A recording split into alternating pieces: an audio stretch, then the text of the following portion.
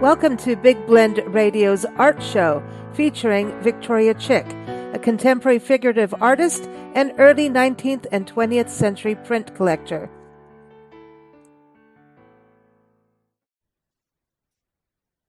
Welcome, everybody. So, as you know, Victoria Chick is here on Big Blend Radio every third Saturday talking about art and art history.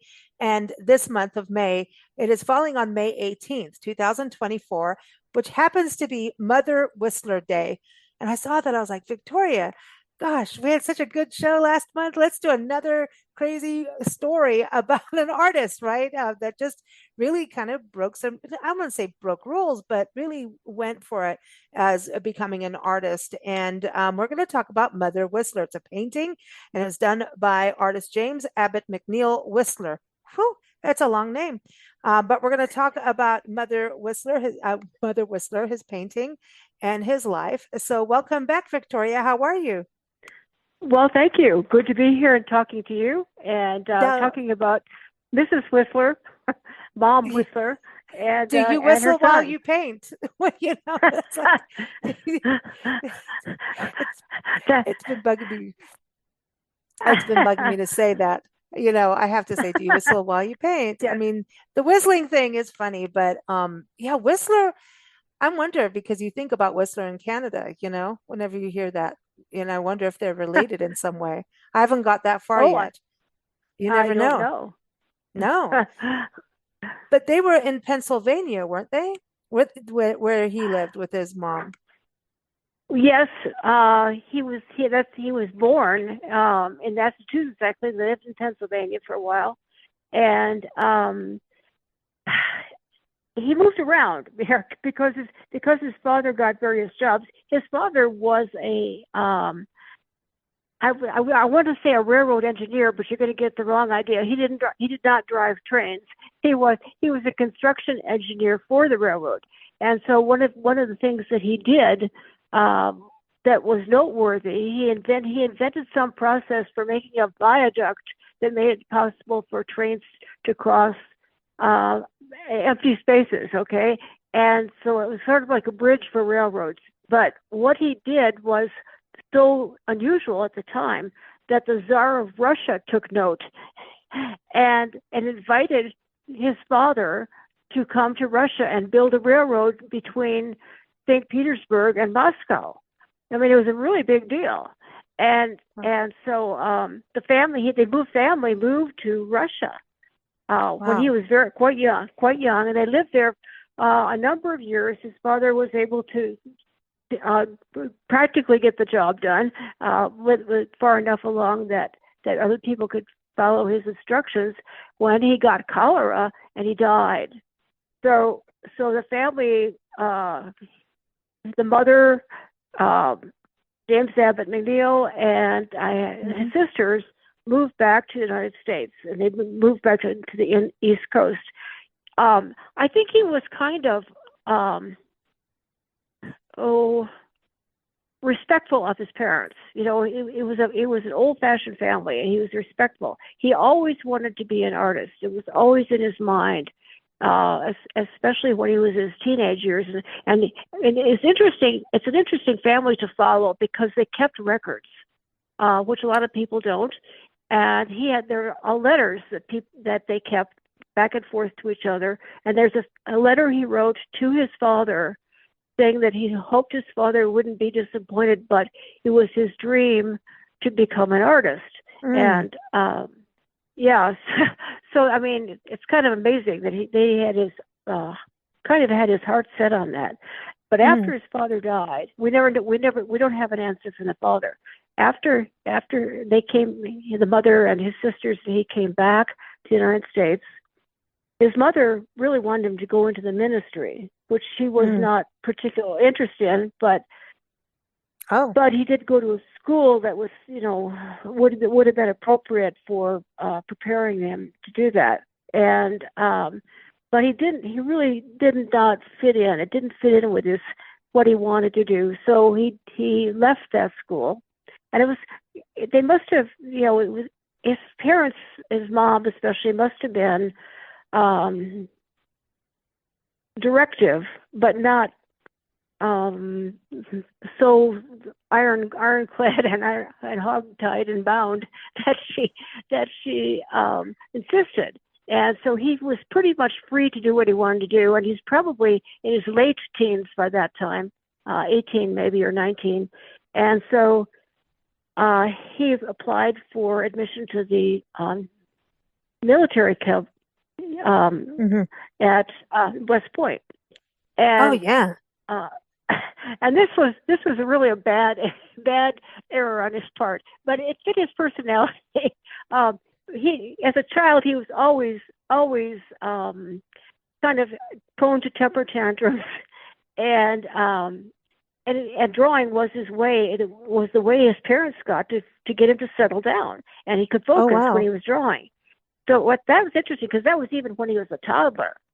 So so here he is at the military academy, and he doesn't like authority, and that, not needless to say, that did not work out very well.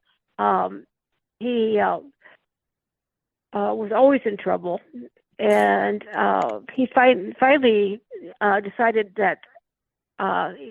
Well, he didn't decide. They decided for him that his he was not suited for military service. Wow. So he was asked to leave, and at that point he had done very well in certain classes there, particularly drawing, and so he decided he then joined the U.S. Coast Guard, and he was a draftsman there for the Coast Guard. He was making maps of the coastlines, and so he was good at that. But he got very bored with it. I mean, the coastline did not hold his interest, and so then they caught him. He would make these wonderful maps, but then he would include sea serpents and mermaids in the maps. That's funny. And so, yeah, I know. So he was transferred then to the etching division of the Coast Guard, and that did not last long. I think he was there about 3 months. And the only good thing about it was he learned the etching process, and that became really useful to him later on. Wow. So Wow. when he actually blossomed into an artist, he did a lot of etching. Well, I think that it's interesting about him doing maps and etchings, and maps are, you know, it's cartography is incredible because it's attention to detail, right? And it's swirly whirly, Right. and then there's also the lines of latitude and longitude, and so it's kind of like technical drawing in a weird way. So I wonder Oh, it about, is. It you is. know, Yeah. the relationship between what his dad did as a construction engineer to what he was doing with that. There's a connection there. Right. Architecture is an art, which we've talked about before Oh, yes. with like Chicago and Frank Lloyd Wright and things like that. So it's interesting to me. But I do want to go back to people and let them know he did live in Ashland, Pennsylvania, but was born in Lowell, Massachusetts, and that was July 10th, 1834. So we're way back then, you know. So you got to think about what life was like, and yeah, going to military school or ministry like his mom wanted. I think she was just trying to get him to ease the calm, but he was sick, you said in your article, and everyone, Victoria's article is linked from the show notes, and it's up on blendradioandtv.com. So you can just type in Whistler on that site in the search box. But he was kind of a sickly kid, so I think when kids aren't really healthy, then that's where temper tantrums and um Yeah. I mean, that's where you right. I get a mean, little you you're probably, cranky, you know? yes, you're right. You're right. And most kids don't have a way to express it except having, A being good very temper. vocal. Yeah, Yeah. a tantrum. I mean, when So, we have a toothache, us adults are not happy. We get whiny, we get cranky, so that right. happens. So here it goes. Goes from West Point. That's amazing. And he actually applied for West Point, and then he Yeah. gets in trouble there, goes into the US Coast Guard. And then how did he go from, hey, I'm now becoming an artist? How did he shift that to actually Well, doing it when his mom wasn't happy about this? And she well, she sat for wasn't. him. No, she wasn't exactly unhappy at that time. I mean, she probably Okay. felt bad. I mean, because didn't find anything writing about, she told her to shape up or anything at that time. But she was probably, I mean, a mother would be disappointed when her son can't seem to find a way to be happy in what he's doing. So, I mean, I think that would be really normal. But a good thing happened about this time. He was not quite 20 years old, and he made friends very easily. He had a very wealthy friend um, that gave him studio space and gave him money so that he could follow his desire to be an artist. So he with that backing of this friend of his, he informed his mother that he would study art, but he would do it in Paris. And so he did. He left the United States, and he never returned to the United States. Wow. Wow. And he adapted very quickly to this kind of I'll say bohemian. I don't know if anybody understands that term anymore, but it was a very loose lifestyle. Yeah. He had a studio. He had a girlfriend. He studied traditional art methods. At a regular art school in Paris, and then also he founded this artist named Charles Gleyre, who was well known at the time, and became an assistant to him. So he would study the artist's methods, and that was a good thing. He chose this artist because he really liked his work, and he learned a lot. He became what we would call historically a type of painting called tonalism, which is kind of, all the colors are very grayed down, but they don't use the complement to gray it down. They use black as in addition to whatever color they're using and white. So the color is very subdued. Okay, and he learned the use of black in all his colors from this artist, and he decided that line was more important than color. So that fits kind of with his drafting background also. And he met a lot of influential friends at that time. I mean, there were names that are recognizable to us. Courbet, who was the leader of the Realists, he met Manet. He met Wow. Henri Fontaine-Latour, and all these guys. They all kind of traveled around France together. And the other thing that happened, he was very influenced by realism first, and then he began associating music with painting. So, Oh, cool. and that was very early. That he did this. Later on, when he was doing much looser painting and trying to create mood, he started calling all of his paintings. All the paintings had the name Nocturne in them, and then he would assign them a number. And nocturnes were developed about the same time. There were two musicians who called their works nocturnes. Chopin was one, and there was another musician in Scotland. I'm sorry, I can't remember his name, but the Scottish Museum, he claimed he developed nocturnes. But at any rate, all this was kind of happening in the same period of time, which is kind of interesting. Wow. And he's with all this traveling and he was involving himself in French social life. He was doing a lot of drinking, and he took up smoking cigarettes, and they did not do a lot for his health, but he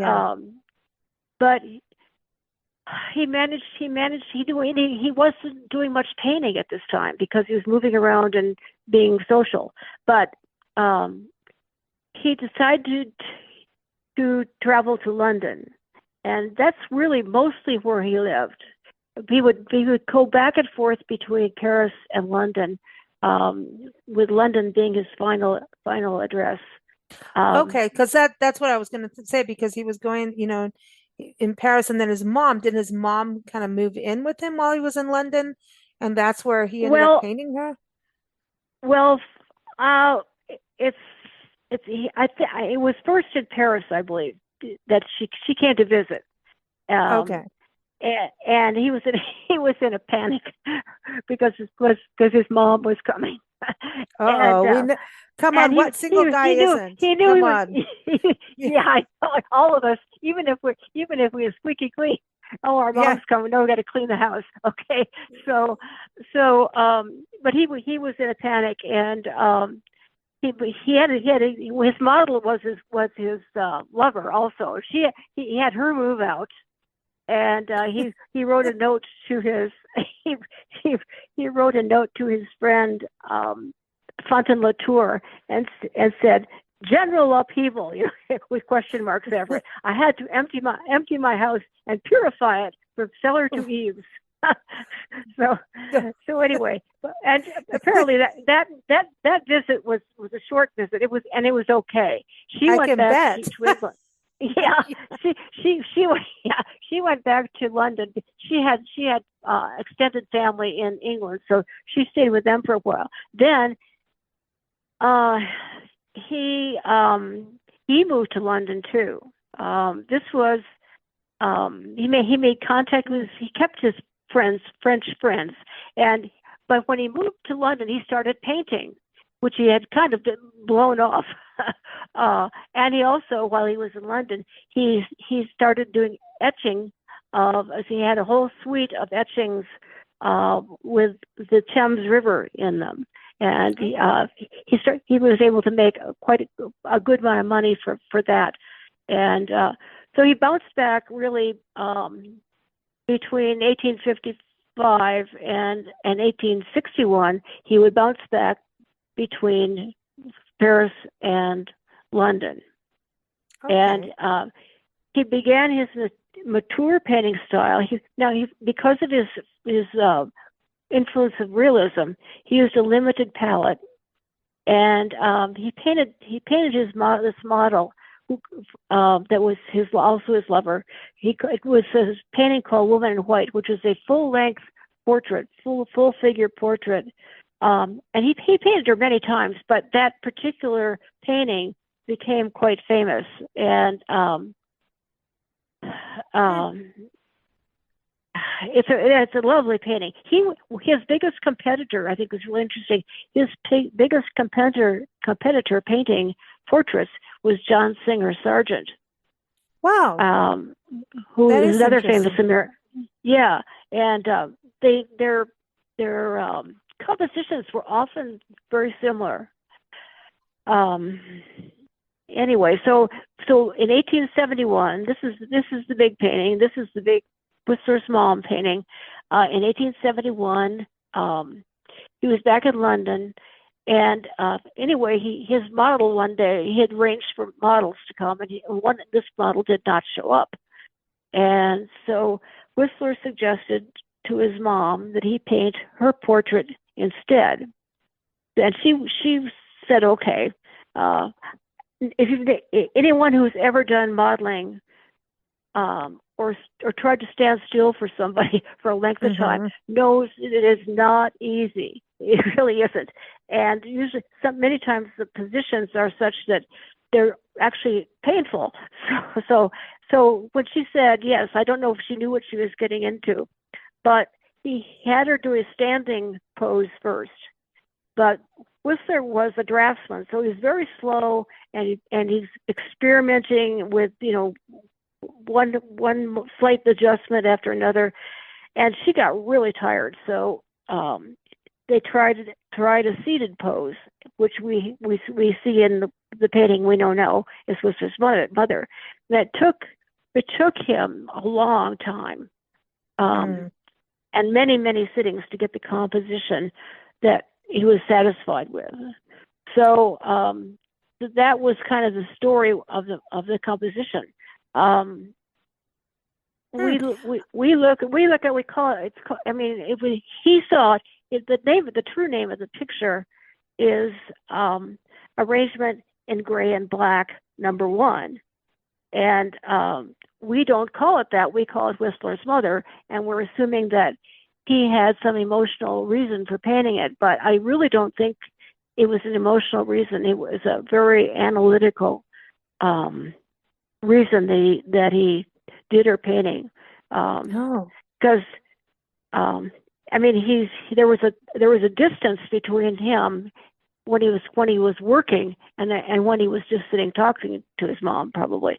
So I think he just saw her as an arrangement of parts, you know, and negative space was really important, and there's other other rectangular kind of areas in the painting that he probably considered just as much as he considered his mom's outline. You know, it was all composition with him, and all as far as color goes, just all tones that were important to him. So, wow. you know, it's we don't think of it when we look at the painting, and I think because that painting, for some reason, has become an icon because people can relate to it, but they may be reading more into it from an emotional standpoint than he was thinking about while he did it. Does Mm. that make sense? Yeah, yeah. um, No, no, it does. It does because you think about it does. I think he was just doing it. And at the same time, yeah, it could have been interesting to, as a mother and sons have interesting relationships. They really do. yeah, Um, yeah, and I think he might have just through painting, this is going to sound weird, but he may have learned a different side of his mother by painting her and really observing, because now you're like studying someone. And the person right. you're studying is your mother. That's kind of a whole different deal. You know what I mean? Yeah, And I remember Nancy used to use me as a subject all the time. And it was like, okay, what do you want me to do? But she would use photography. But even yeah, that was weird. Like I'm like, okay, what did I do? You know, you know, yeah, as a yeah, kid, but really it is a different thing with the way they were doing things at that time. That's what I think right. is interesting about it. Is that But he had to what's study his mom. yeah, yeah, and I don't know, because I'm an artist, and um, I see him, um, and I know, and I would compare. Maybe everybody does. They see that painting and they sort of compare their mom Mm-hmm. to a degree. Not the appearance necessarily, but um, I know um, I know how excruciating it can be to model.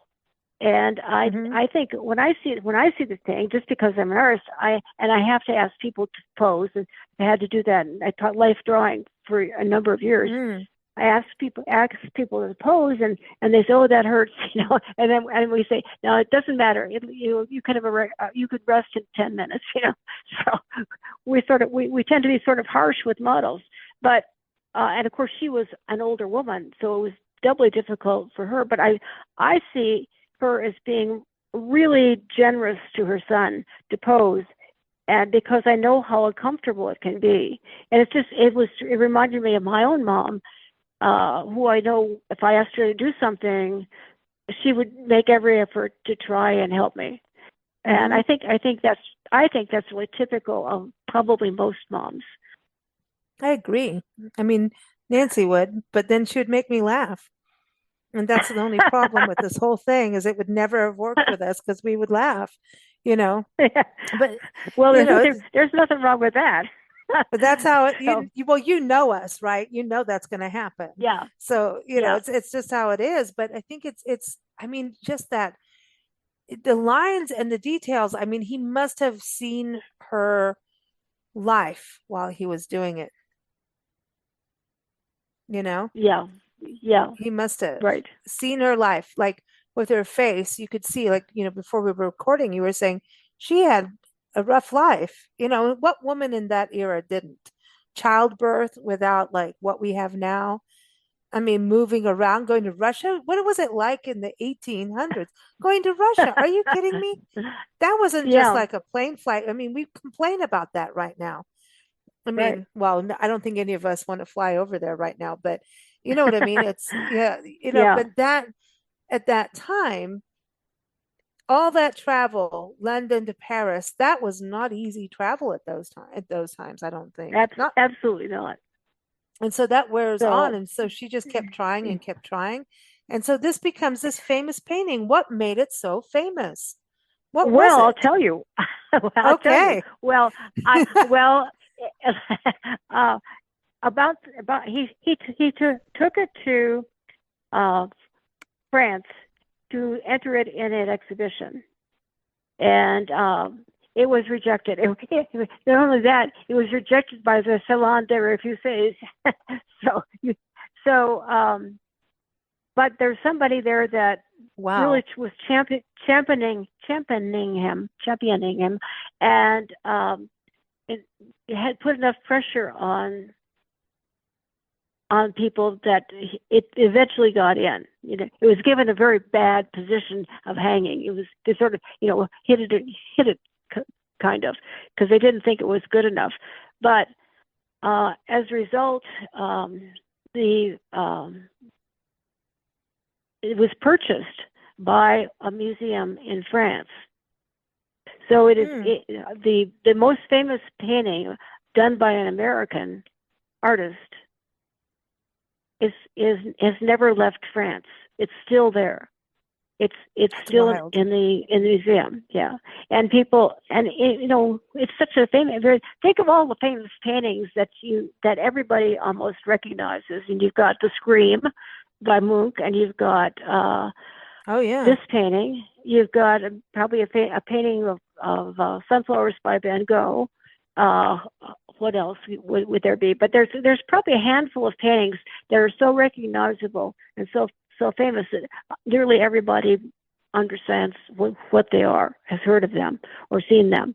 And so that was what happened with Whistler's Mother painting, and it's a large painting. It's the figure is life size, so it's quite a large painting.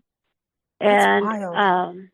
yeah, but people have, for some reason, because it has an attraction that people copy it, and it's been reproduced a million times. I think maybe, I don't know if all of his paintings are in the public domain, but this one must be, because it is copied. It is used by advertising. It is used by other people they'll change certain things in it. In fact, Whistler liked it so much that he did another painting right after it called Arrangement in Gray and Black #2, and the figure in that one, I mean, the setting is very similar, but the figure in that one is Thomas Carlyle, who was a friend of his. And And so he we've painted all him. heard of Thomas Carlyle, right? We have. well, I don't know if all of us have, but anyway, that one it was a takeoff on his mom's painting. Well, then that sort of opened the floodgate, because the other people started painting satirical paintings, or satirical photographs, or satirical etchings, all kinds of things, and they would use them because it was so recognizable. They would use it in like an advertisement for a product. Anyway, or just because it was so recognizable, they would just paint it for fun, but they would alter something probably. It was a satire. That's wild. So, And you yeah. have one that we've got featured in the article. Tell us about that one, because that kind of hits close to home, doesn't it? Well, yes, it's 7 miles close to home. No We've kidding. I got, mean, like yeah, truly. I was like, no yeah, way. yeah. I met you recall the article and show on Leighton Fossum? Yes, yes.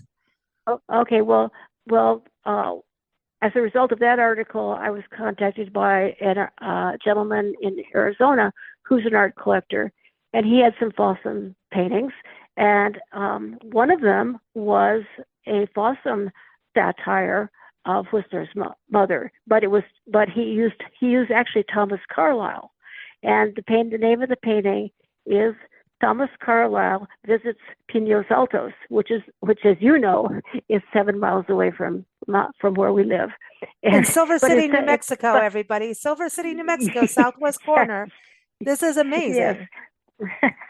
Well, it's you know, interrelationships are really fun. I think you meet somebody and they have a similar interests, and they know more things than you know about uh, certain areas of art. And so I really enjoyed this painting.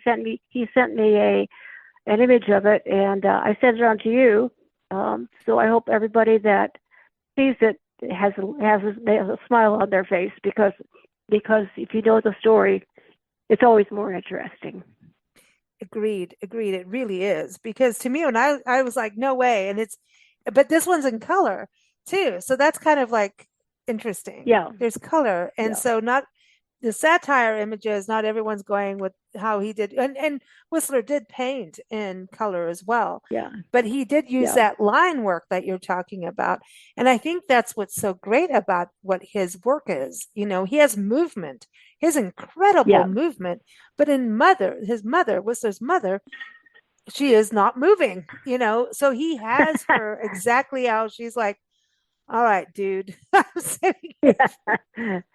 I don't think she said dude, she's but she's probably she she she probably, if it was a cartoon now, if it was a cartoon, she'd have a balloon over her head that would say, "Can't you hurry up?" yes, like get on with it. Or I have to still bake a pie, or yeah, something. Oh, I right, don't even right, want to say that about her because, you think about how much she went through with his, because you do think about that, what they've gone yeah, through as, it's just kind of like, wow, that's a lot for a family. And, yeah. you're trying to do the best for your kid, but it's like, oh, come on now. Yeah. Yeah, but she continued. She sort of when she moved to London, and he was living in London. She really provided stability to his life. So as I mentioned earlier, he drank and he smoked to excess, and his health was not the best growing up. So she kind of she kind of straightened him out, or maybe it wasn't like that. Maybe just her being there made him think rethink things. But anyway, his health improved for a while, and she took care of everything. She took care of all the household stuff. She and she provided. It's not hard to understand this. The article I read said that she provided him with an aura of respectability, and that's not hard to believe with when you look at the painting. But that respectability helped him with his hmm clients, so she did him a favor in that way. Man, it's interesting to me how art can continue on, but I think the how his continuing on through satire is pretty interesting.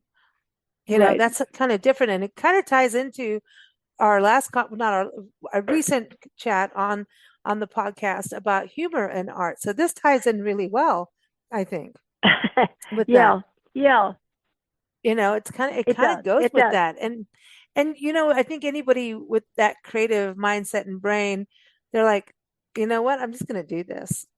There's that naughtiness of like, I'm just doing it. It's funny. You know what I mean? Because that's what art is. It's supposed to go and cross the line. You're not supposed to stick in the lines. Well, Whistler kind of Well, did. yeah. But he created his own Well, lines too. don't tell any of the coloring book manufacturers that they're not supposed to stay in the lines. Oh, I remember when Nancy was doing all the artwork for coloring books, and we did all these coloring books in this country and then in South Africa, and we're regional. And it was always a fundraiser for a nonprofit. It was not a profit thing for us whatsoever. And we'd have it, people would sponsor it, and then we would sell the books for the nonprofit. And South Africa is for an Sure. oceanarium, this country, Helen Woodward Animal Center. I think we did something in Julian too. I don't. There's a lot of them, and I always tell Nancy, you can't be sketchy. She's like, but then it's not art. I said, but it's coloring in. She goes, I don't care. People need to understand. Art is not like, Coloring. she Yeah, just like I you know. have to. She had to draw something and then undo her drawing, which she was not pleased Yeah. with.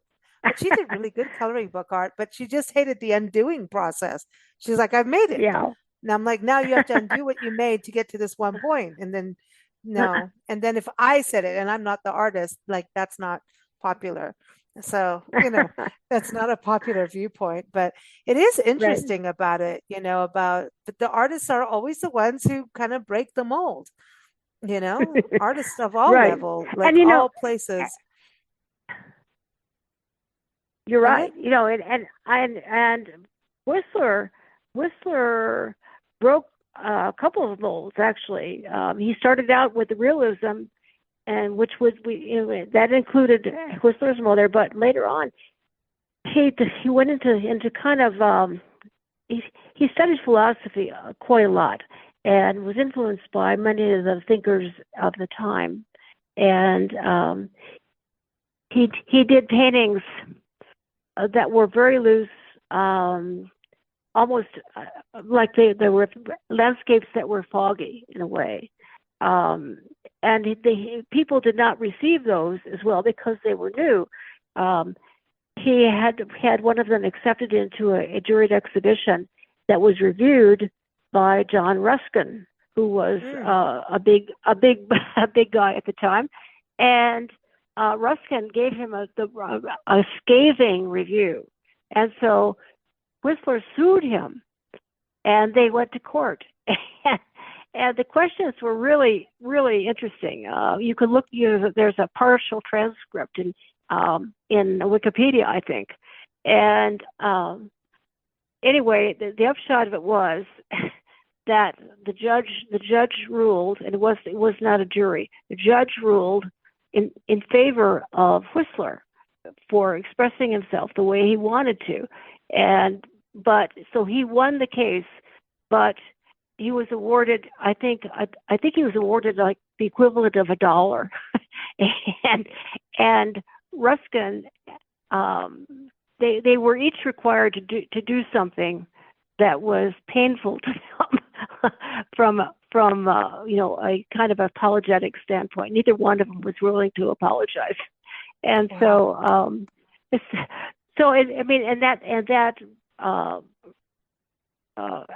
Criminal court activity pretty much made him bankrupt again. Wow.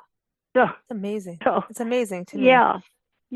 It's like you go back and forth, and yet you won't back down. So therefore, you're going to lose your money over it. Yeah. Wow. So all those paintings were called nocturnes. That was the Nocturne series that he did. Well, he did a lot. I mean, it's kind of an interesting life. Where did he die? In London? He had a lot of different kinds of jobs. Yeah, he just kept moving. And kept doing what he wanted to do. Yeah. Yep.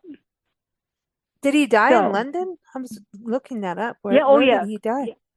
Yeah, in London. 1903. Yeah. July 17th. 7 days after his birthday, he dies. He's like, okay, I'll have my cake and eat it too. Well, he was 69. Yeah, he was not particularly old. So wait, he was the founder of tonalism. Wow. No, was he? I don't know that he was. No, well, that's he what was in Wikipedia says, but, and it's always correct there. Okay. I disagree with Wikipedia on that as far as founder goes, because people were doing that kind of thing in America prior to him. Wow. But he's certainly the best known. Well, yeah, so well known, and then he did get married to Beatrice Godwin. He did get married, the daughter of 10 children of the sculptor John Burney Philippe and Frances Black. And she was an artist too. Well, this isn't what you see, architect, designer. How interesting is that? That's kind of and he was written about by Joseph Pennell and his wife, whose first name I can't remember, Mrs. Bunnell. They were famous etchers in New York.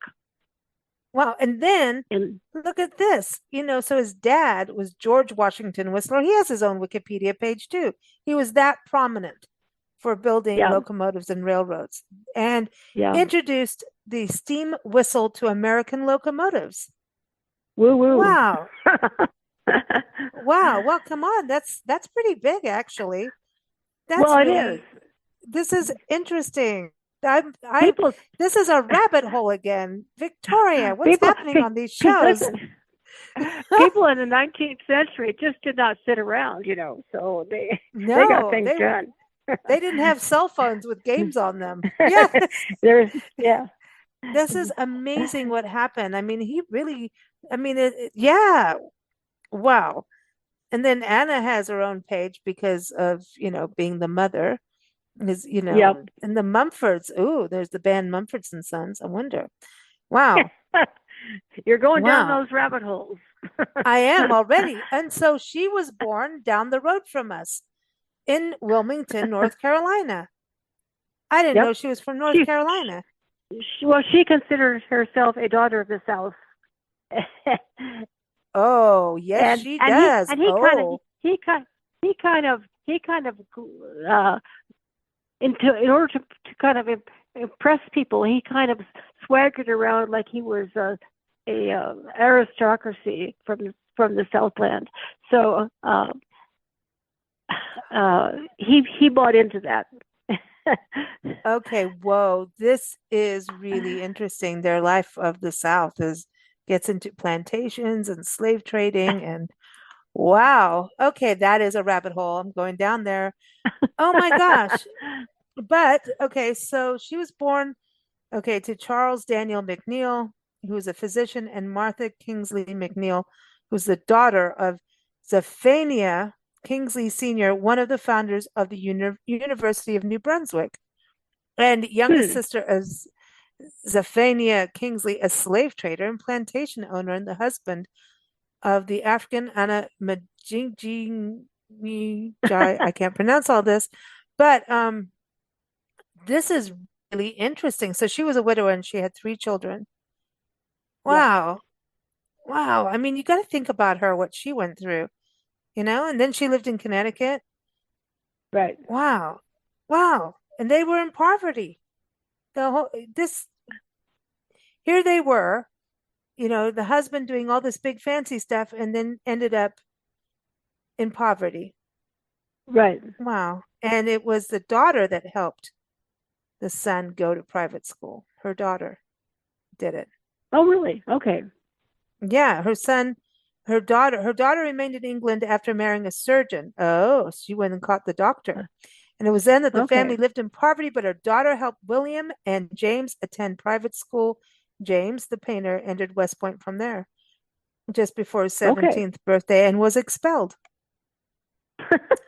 Yeah, and so she was living in England. Yeah, this is interesting. Wow. Her son William became a surgeon in the Confederate Army during the Civil War. Oh, wow. I've been to some of this is cool. I've been to some of these places and now I'm like, I have to go back.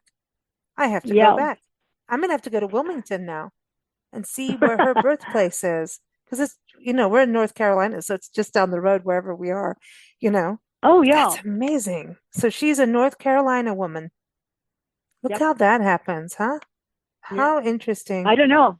Yeah. It So I don't know how she met her railroad husband. mm, okay, well let's see what well, I Yeah. don't see So anything about that, but you dig that out for me. I know because now I'm sorry, everybody. I don't need to take you down my crazy rabbit holes. And you can't Oh, believe everything on Wikipedia. And I'm not knocking them because I think they've done a really good job. But yeah. I think they have. But you always need to have three sources. That's the rule of thumb of every kind of thing. Always look it up in three places, and three places now that we have the internet age, right? Three places Yep. that aren't copying from each other, and that's hard to find. So, That's very hard. Sometimes so hard to find. Sometimes I've looked something up and they refer me to an article that I've already written. oh my That is gosh. so and that is so weird. My God. That's I've seen that too so because I've so Googled something and your articles come so up I be and I'm like, yeah, yeah. I'm my own well, authority, so don't trust well, me. you know what it is too is that you've done a lot of work on unknown artists, which I love that you Yeah, do that. I think Whistler is pretty well known, but I really didn't know this story at all, even though it's famous and has had all this. I didn't know. I just knew the Whistler name and I yeah. thought national parks. That was my first thought. I was like, Whistler, uh, the painter, like I suddenly went to National Park Mine again. And then it was nothing that I thought. But I wonder why Yeah. May 18th I wonder why they chose I that don't. day. I haven't. That had that. I wondered that too. Maybe Mother's Day was already taken. So Yeah, because she wasn't so born then, he wasn't born then, but it could have been, well, Mother's Day could have fallen on the 18th at some point, or maybe Mothering Sunday, but that's usually in England like a few days yeah. earlier And than here. Mother's Day is usually celebrated on a Sunday in the United States. Yeah, So so I don't. yeah, who knows? But It, it's here. It's today, y'all.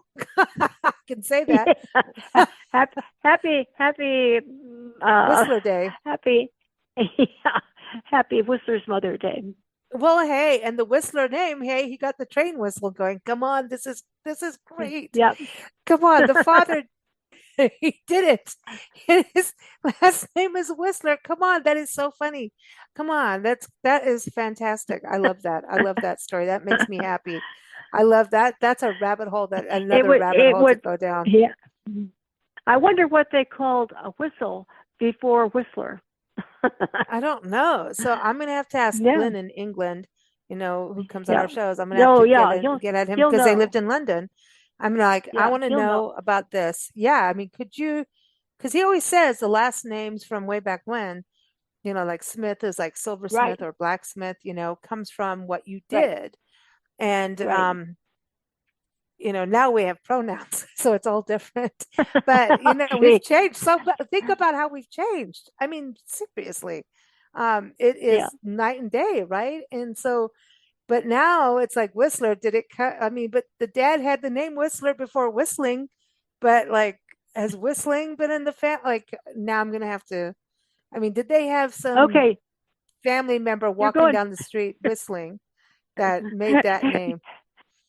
You're going too deep for me, Lisa. I know I'm rabbit holing bigly. That's my new name, my new saying. But no, I think it's fun. It's fun to do that, and that's what makes history fun. Is to Yeah, just go yeah, like, what if? And half the yeah, time you'll find out that the crazy things happened. So check it out. yeah. That's what's great about it.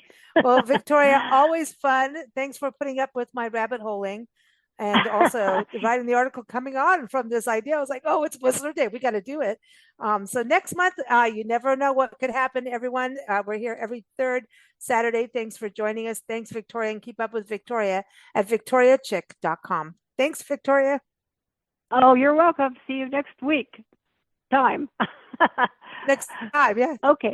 Thank you for listening to Big Blend Radio. You can view Victoria Chick's artwork at victoriachick.com. Keep up with us at bigblendradio.com.